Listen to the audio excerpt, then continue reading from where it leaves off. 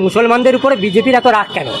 BJP ভারতবর্ষের স্বাধীনতা আন্দোলনের সঙ্গে বেঈমানি বিশ্বাসঘাতকতা করেছে।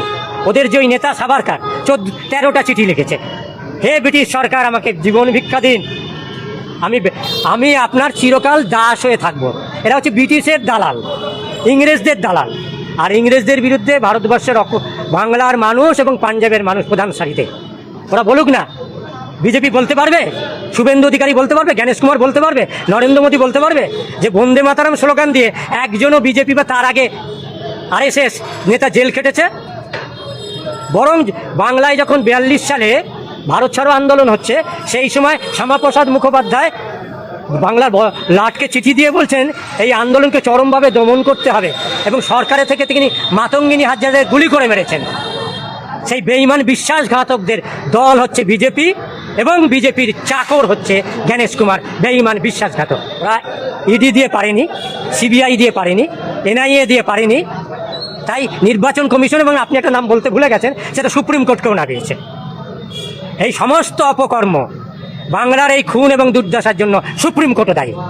তারা এই বেআইনি কাজ, তারা এই সংবিধান বিরোধী কাজ তারা করতে দিয়েছে, এবং এই যে 60 লক্ষ লজিক্যাল ডিসক্রিপেন্সি, এর জন্য সম্পূর্ণভাবে সুপ্রিম কোর্ট দায়ী। গুন্ডা দমন আইনে এমন ব্যবস্থা নেব তাতে একদিন নয় 3 পুরুষ মনে রাখে। যে অসভ্য অভদ্র মস্তান মার্কা কথাবার্তা যেটা উনি বিধানসভায় দাঁড়িয়ে বলছে অ্যাজ আ মুখ্যমন্ত্রী, এই কথাবার্তাগুলোর তো কোনো মানে নেই। আর ওনাকে এটা বুঝতে হবে যে উনি 3 পুরুষ যাদের কথা বলছেন, এদের 1 পুরুষ এই জেনজিতেই ওনাদের মোটামুটি সেন্ট্রাল গভর্নমেন্ট কুপকাত হয়ে গেছে, তাকে করতে রেজিগনেশন দিতে হয়েছে, বাধ্য হয়েছে। এরপরে যে জেন আলফা আছে, জেন বিটা আছে, সামলাতে পারবেন তো? এত বড় বড় ডায়লগ মারছেন উনি। কি মুসলমানের পেটে লাথি মারতে তো হিন্দুদের পেটে লাথি মারলো? তাই না? ওরম হিন্দুত্ব সরকারের যারা গরিবের পেটে লাথি মারবে তাদের দেখতে হবে। ধর্ম নিয়ে 2-4টা দিলীপ ঘোষ করবে না। কাল টুপি পরে ইফতার করেছো, আজকে জয় শ্রীরাম হচ্ছে, মেনে নেবে? এটা আপনি শুভেন্দু অধিকারীকে বলছেন? জীবনতলা মৌখালী মন্দির, এক রাতে 3টে মন্দির চুরি হয়েছে, এক রাতে।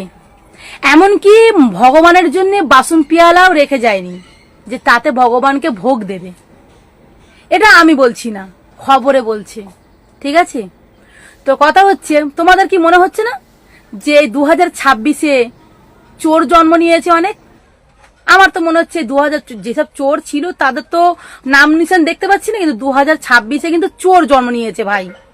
2026-এ চোর জন্ম নিয়েছে, 2026-এ রেপিস্ট জন্ম নিয়েছে, 2026-এ মানুষের মধ্যে ঘৃণা জন্ম নিয়েছে, 2026-এ মানুষ কি বলবো, মানুষকে মানুষ বলে ভাবছে না, 2026-এ অনেক অন্ধভক্ত জন্ম নিয়েছে। দেখো, আমার ছোট মনে তো এই কথাগুলো তো থেকেই যায়, তাই না? এই যেমন সরকার যেই আসুক না কেন, সরকার দেশের কল্যাণ করলে, দেশের জন্য ভালো করলে আমাদেরও ভালো।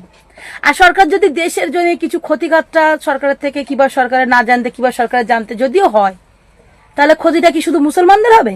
না, এখানে হিন্দু, মুসলিম, শিখ, খ্রিস্টান সমস্ত জাতির হবে, শুধু মুসলমানদের একা হবে না। সরকার বলেছিল গ্যাসের দাম কমানো হবে, সে জায়গায় গ্যাসের দাম বেড়ে গেল। সরকার বলেছিল ইলেকট্রিকের দাম কমানো হবে, সে জায়গায় ইলেকট্রিকের দাম বেড়ে গেল।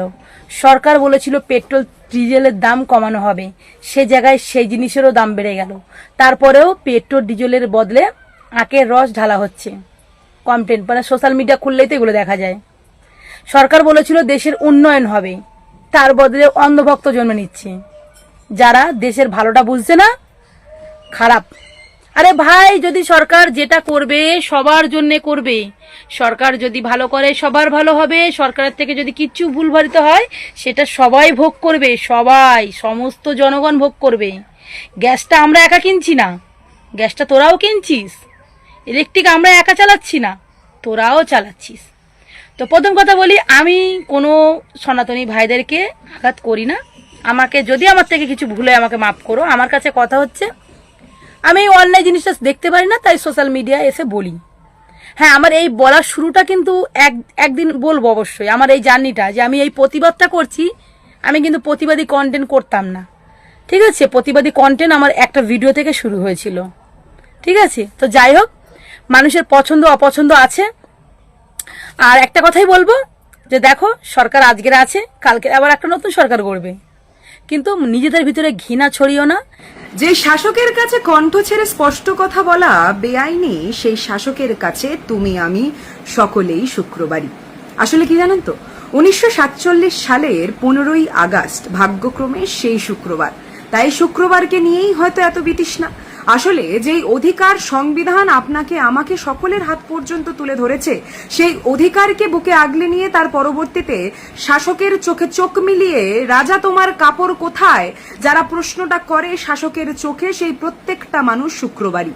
যারা একটার পর একটা বাংলায় ঘটে যাওয়া রেপকে নিয়ে প্রশ্ন তুলে বলে, যারা নারী সুরক্ষার কথা শুধুমাত্র বলে তার পরবর্তীতে জোর জবরদস্তি সরকার গড়ল, সেই সরকারকে যখন আঙুল তুলে আমরা প্রশ্ন করি যে নারী সুরক্ষা কোথায়, তখন আমাদের কণ্ঠ চেপে দেওয়ার জন্য যে তকমা দেওয়া হয় সেটা হচ্ছে শুক্রবারই।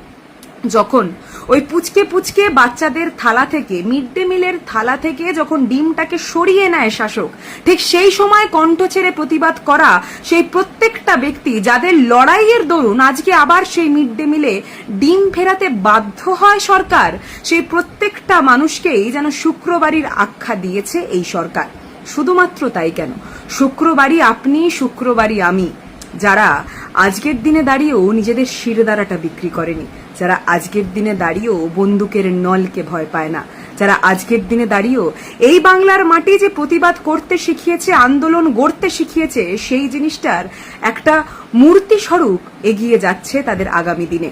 এবং সেই প্রত্যেকটা জেন জি শুক্রবারই যারা কণ্ঠ ছেড়ে প্রতিবাদ করে যখন পেপার লিক হয়, যারা বারবার শাসকের ভুলটা তাদের চোখে আঙুল দিয়ে দেখিয়ে দেয়, সেই প্রত্যেকটা মানুষ শুক্রবারই। তাই আজকে যখন শুক্রবার, এই ভিডিওটা বানাতে আমি বাধ্য হলাম।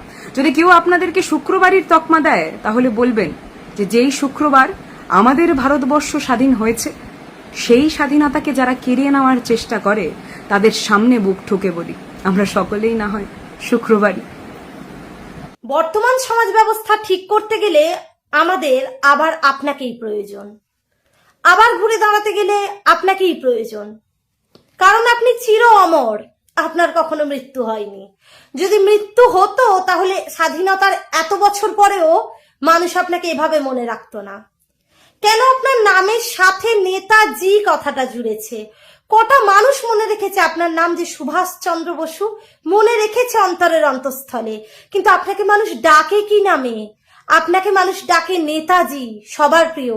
এই নেতাজি কথাটা কোনো রাজনৈতিক দল থেকে আপনাকে দেওয়া হয়নি, পুরস্কৃত করার সময় আপনাকে দেওয়া হয়নি। এটা সাধারণ মানুষ আপনার কর্মদক্ষতা এবং আপনার বিচক্ষণতা এবং বিচার বুদ্ধির উপর ভিত্তি করে আপনাকে সবার প্রিয় নেতা হিসেবে তারা গণ্য করেছিল, এবং তারা জানতো আপনি যা পদক্ষেপ নেবেন সেটাই শিরোধার্য এবং সেটা 100% ঠিক। সেই জন্য সেই ভালোবাসা, সেই ভক্তি, সেই বিশ্বাস থেকেই, সেই মনের অন্তঃস্থল থেকেই তারা আপনাকে নাম দিয়েছিল নেতাজি। আজকে আমাদের সবার প্রিয় নেতা, সবার প্রিয়, সবার ছোট থেকে বড়, যে মহান মানুষটার, যে মহান দেশপ্রেমিকের কোনো জাত হয় না, কোনো ধর্ম হয় না, জাতি ধর্ম নির্বিশেষে হিন্দু মুসলিম খ্রিস্টান জৈন সবাই যে ভগবানকে এক কথায় পুজো করে, স্যালুট করে, সেটা হচ্ছে আপনি। আমরা সবাই চাই আবার নতুন করে ভগবান বলে যদি কিছু থাকে, আপনার মতো গুন্ডার জন্ম হোক। আমি চাই মন থেকে, আপনার মতো গুন্ডার খুব প্রয়োজন আছে এই সমাজ ব্যবস্থায়। আপনাকে গুন্ডা হিসাবে পেয়ে আমাদের মতো সাধারণ ঘরের মেয়ে, বউ, ছেলে, হিন্দু মুসলিম প্রত্যেকটা মা বোন ভাই বোনেরা ভীষণ গর্ববোধ করি। তবেই তো স্বাধীনতার এতগুলো বছর পরেও আপনার মূর্তিতে একটা মালা দেওয়ার জন্য কতই না লড়াই বেঁধে যায়, কতই না লড়াই বেঁধে যায়, এই আমি দেব না আমি দেব। এখনো আপনি আগের মতোই জীবন্ত, এখনো আপনি আপনার সেই ঐতিহ্য এখনো ধরে রেখেছেন। অনেকে হয়তো জানে না আপনার সম্পর্কে ঠিকঠাক, সেটা নিয়ে আমার সন্দেহ আছে। আমার এই সমাজ ব্যবস্থায় দাঁড়িয়ে সুভাষচন্দ্র বসু, মানে স্যার, আপনাকে এটা বলতে ইচ্ছে করে যে আপনার মতো গুন্ডা আবারও কোনো মায়ের কোল আলো করে আসুক, আপনার মতো গুন্ডা আবারও পৃথিবীর বুকে জন্মাক, আপনার মতো গুন্ডা আবারও ভারতবর্ষের বুকে জন্মাক। আপনার মতো গুন্ডাকে পেয়ে আমরা আপনার সৈনিক হতে চাই। হ্যাঁ, আমরা গুন্ডা বাহিনী হতে চাই শুধুমাত্র আপনার জন্য। যারা আজকে আপনার বাবা তুলছে, যারা আজকে আপনার বাবা তুলে কথা বলছে, সমাজ কোথায় এসে দাঁড়িয়েছে আপনি ভেবে দেখুন না। আজকে সমাজ ব্যবস্থা কোথায় এসে দাঁড়িয়েছে? একটা মেয়ে তার শ্বশুর বাড়িতে সম্মান পায় না, দিনে রাতে বাবা মা তোলা হয়। একটা মেয়ে, একটা পুরুষ, একটা নারী রাস্তা দিয়ে হেঁটে গেলে একটু প্রভাবশালী ব্যক্তি তার উপর প্রভাব খাটায়, বাবা মা তুলে গালিগালাজ করে, হয়তো মারধর করে।